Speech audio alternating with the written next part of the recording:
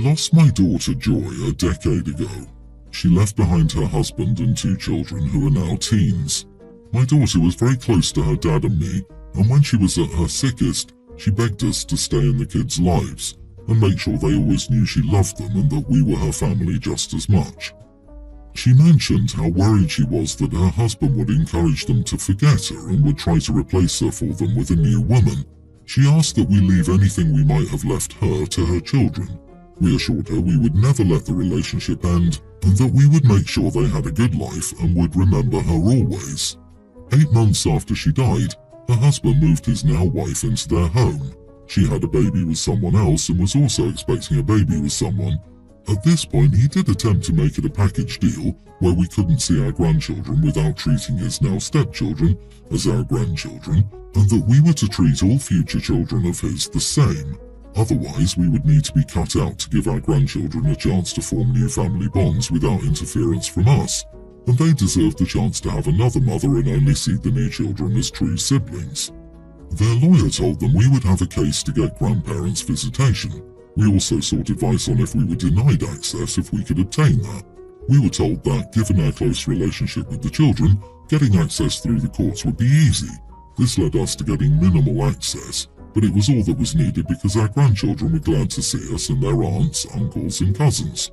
In the last few years, my former son-in-law has found himself estranged from his own family, and his wife's family is also no longer in the picture, and he has 6 children, not counting my grandchildren, in his home with no family or support outside of him and his wife.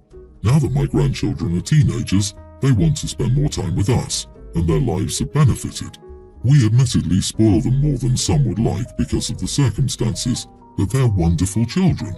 Their father recently confronted me about his other children and how they have no extended family and suffer seeing their siblings being spoiled. He also said we'd already come between our grandchildren and their siblings because they're not close and have never asked for their siblings to be part of the extended family they have. He told me I owe it to his children to step in and give them love and some of the same spoiling. I told him I did not owe his children anything and that I would never forgive him for what he'd attempted to do before. He told me I was cold-hearted and callous. Part of me wonders if he's right because the children are innocent, and even though I've never considered them family, they are still young and have nothing to do with my former son-in-law's actions. Am I the idiot? Not the idiot, but who the heck moves in with their new girlfriend 8 months after their wife dies? And more so with one baby and pregnant with another baby that wasn't his? Like, what? I feel bad for all the kids because it sounds like their parents are awful, but that's not your problem, OP. His dad had his next wife picked within months. Turns out he had her over to clean the house while my sister and I were at work, and while my mom was dying in the other room. I'll never comprehend how someone can jump into a new relationship so quickly as if the death of their spouse was nothing more than a breakup. People can be truly awful. I'm sure your grandkids are happy they have your support. You don't owe your ex-son-in-law anything. He was the one that decided to have more kids, and he never should have tried to force his new kids on you. It's not your fault. All the rest of the family is estranged from them. You would think Daddy Dearest would stop and realise that if he and his wife are estranged from his family and her family, he and his wife are the problem. They must be real nightmares. No wonder he's estranged from his family. They can't stand him either. With your daughter being so concerned that he would attempt to replace her in her children's eyes and push for them to forget her, then I can only imagine what could have happened to make her feel like that. No, it isn't the new children's fault. You aren't actively trying to hurt them. You're taking care of your grandchildren. They aren't your grandchildren. This couple is estranged from both sides of their own families, and there is probably a lot more to that. I'm getting vibes of entitlement from this dude, and neither he nor his second wife and subsequent children are your responsibility. You are keeping your promises to your daughter. I, 25 female, have never been interested in romantic relationships. It just doesn't appeal to me. I'm very busy with grad school and work, and I like being on my own. I have friends and a dog, and that's honestly enough. I'm happy with my life. My family thinks this is weird beyond belief, and the pressure has ramped up now that even my younger brother has gotten married, and I'm the only one left on the shelf. My older sister's husband has been offering to set me up for years because I'm too hot to stay single, whatever that means. I've always tried to refuse politely, but it's wearing thin. I was home visiting my parents this weekend, and my sister invited me out to dinner at a new restaurant.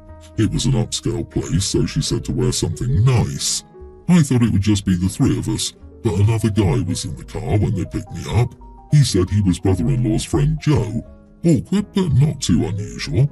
We get to the restaurant, sit down, and Joe keeps trying to make conversation with me, with brother and my sister-in-law egging it on, and I finally joke, "Am I on a date or something? What's with all the questions?" And my sister straight up says, "Yes, we thought you needed a little push, so we decided to set you two up." I asked Joe if he knew about this, and he admitted that brother-in-law told him he wanted to set him up on a blind date, but that he was glad. So I was the only one that didn't know it was a date. I was pretty mad, but I didn't want to cause a scene in the restaurant, so I finished dinner and gave really short responses to questions. "So you're in a PhD program?" "Yes." "What's that like?" "Busy." And the evening just stayed really uncomfortable and awkward. Joe apologized in the car, and I told him it wasn't his fault, but he probably shouldn't let brother-in-law set him up again, and I wasn't interested in dating anyone.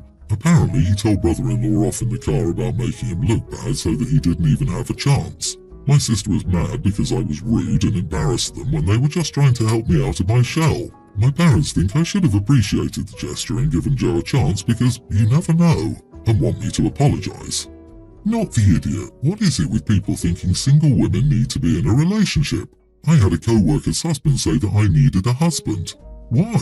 I'm quite happy with life. I've dated and all have ended badly. Not interested. Did you tell the co-worker, "I need a man like a fish needs a bicycle," to quote a famous feminist? They knew your boundaries. They broke them. Knowing them at that, I can assume had you been a bit more polite and engaging with them, they would use that as reasoning to set you up more. Your sister and brother-in-law are upset because they look bad to Joe because they clearly misled him some as well and didn't want to own up to that. OP, this may be a shocker to your relatives, but dating is supposed to be a consensual activity. Consensual dating? What a concept. But seriously, going on a blind date is bad enough, but having one set up for you as a surprise? No thank you. And even worse, set up by people who know you aren't interested? That's like giving an atheist a Bible for their birthday. I, male 32, don't have kids of my own, but I'm dating my girlfriend 35 that has two kids, Anna, teen, and Nick, 18. My girlfriend Amy and I have been together for 12 years. We've been living together for nearly 9. The kid's father isn't in the picture. I've been present in the kids' lives for nearly all of their life, but still, they think of me like a stepdad or even mom's boyfriend. I don't like kids that much either, so I don't mind it, and I don't want to be their father. We're comfortable with the way things are. Anna does ice skating and she had practice for an event that will be held soon. Amy and I went to support her. Some other parents were there too. We were sitting and watching the girls skate. Anna came out and started doing her routine. We both cheered for her, so another woman asked if she was our kid. I told her that she wasn't mine, she was actually my girlfriend's kid, and the woman said, "Oh," and nothing else happened. When we got home, Amy asked to go upstairs to talk. She then told me it was kind of crappy what I did and that I could have just said yes. I told her that Anna isn't really mine, so I don't think I did anything bad.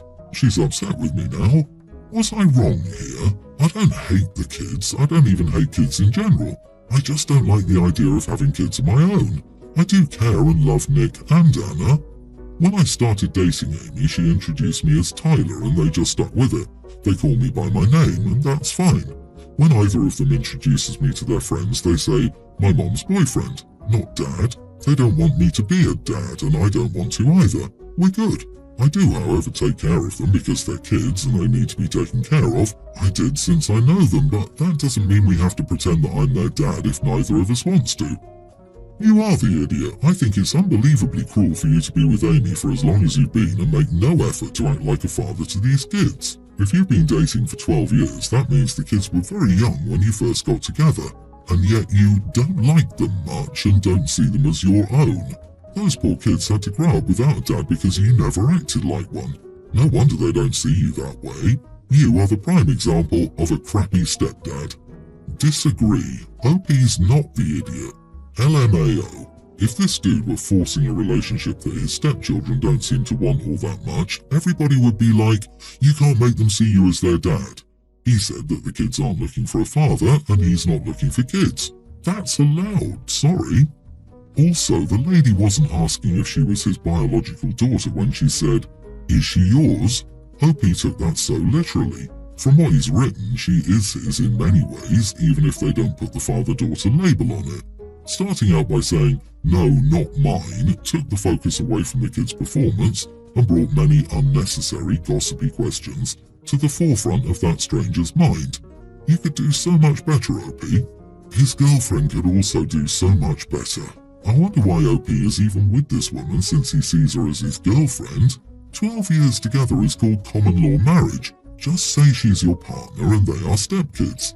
Damn, just girlfriends' kids kinda downplays how long you've been in their lives and makes it seem like they don't matter much to you. It's obvious that the children sensed your lack of interest and have reciprocated. My 18 male parents decided to have their kids in sets. There's me and my sister, teen, and our 2 younger brothers, toddler and infant. They had me at 20 and I guess they decided they wanted more. My toddler brother is a good kid, but he and the baby are a lot to handle, obviously. This is where my current issue comes into play. Our parents told my sister and me once Mom was pregnant with the youngest that they wanted us to help more with taking care of them. Fair enough, we both figured, but it's been a lot since then. Once we got back from school, we'd basically be babysitting our older brother until my parents got back from work or whatever else they were doing. Then we had no time for anything besides homework before bed. This was most weekdays, keep in mind. My entire senior year, my sister and I were basically free babysitters. We could never do anything because we always had to help with the kids. When the youngest was born, it got even worse. Mom was right back to work and our parents work about 60 hours a week. So we would switch to childcare duty as soon as school was done until someone got home around dinner. My sister likes to joke that she'd had the teen mom experience, and I'm done. I told our parents that I knew taking care of my brothers was a condition of living here, so I was out. In a week, 2 friends and I are going to split a 1-bedroom dump. I work part-time and that can be full-time. I'm taking trade classes so that I can take loans out for. I can do it. The issue is, everyone is angry. My sister is mad because she'll have to do more, my parents are angry because my sister is angry at them, and so on. Now I feel like I'm being selfish to do this. Not the idiot, not your kids. I hate that parents put the younger children onto the older children because they can't afford childcare or don't want to take care of them. People should really stop having kids they're going to force others to raise. Makes me wonder who was parenting the 2 oldest when they were little. This is called parentification. My parents did the same. I was the oldest and had to babysit my little sister every night from 0 to 6 years old. It only stopped because I went to university. My parents owned a couple of restaurants and I had to be home immediately after school because they would leave around 4 p.m. Of course, everyone has to help with siblings, but it's not fair if you're 18 and working or studying and also have to take care of multiple babies. You're not selfish, your parents are. Your sister is mad and she has a right to be because she's right. Now all of the burden will be on her. But that's not your fault. Try and be kind and understanding of your sister. If you can, prepare yourself and her to help her do the same thing. Escape the minute she turns 18. Just as a tip, make sure any money you have saved up in a bank account is somewhere your parents can't touch. And be prepared for them to continue their outrageous demands. Remember, no is an answer. You don't have to explain. Also, remember you don't have to answer the phone or respond to a text immediately. You can wait until it's good for you to respond. I, 22 male, have a toddler son with my ex, 20 female. She's in college and I work full-time, long hours. I usually have my son on the weekends or on my random days off. Sunday night, my ex abruptly asked me to take the week off and keep our son so she could go on a trip with friends for spring break. I told her there was no possible way I could do that so last minute. She got angry at me and said he was my son too and she was able to call off work so I should sacrifice too. I told her I had a real job and I couldn't just call out last minute and that I really couldn't afford to either. She got really angry and said that I was a deadbeat, even though I pay my share of child support and have my son 2 or 3 days every week. She then said I ruined her plans and this was her only decompressing time and not to ask to see my son this weekend since it was such a big issue. I obviously feel bad that I can't take him. She never asked me for things this last minute and she's a very devoted mother, but it's simply impossible. Edit, I also have him during the week. And I mean, I work a 12-hour job while she works a 4-hour one 3 days out of a week. Not the idiot. It's unreasonable to expect someone to request a week off work with no notice, and it's out of the question if you can't afford to miss work. Being a mother means sometimes you have to miss out on doing fun things with your friends that don't have children. However, if she tries to weaponize your visitation with your son by denying your visitation when she doesn't get her way, you need to get a legal custody arrangement. 100% this. She knew the dates for spring break well in advance, so her poor planning is not your emergency, and most workplaces won't look kindly to someone requesting a week off last minute. Excuse me boss, I have to not work this week because my son's mother decided to go on a vacation last minute. Sorry. I told her I had a real job. Is hers imaginary? She's a student and works part-time. You are the idiot for saying that. All kinds of people in all kinds of situations have full-time jobs and children, and they figure it out. However, having to work does not excuse you from being responsible for the child you helped create and are now responsible for. Time to figure out daycare or equivalent options, because this will come up again.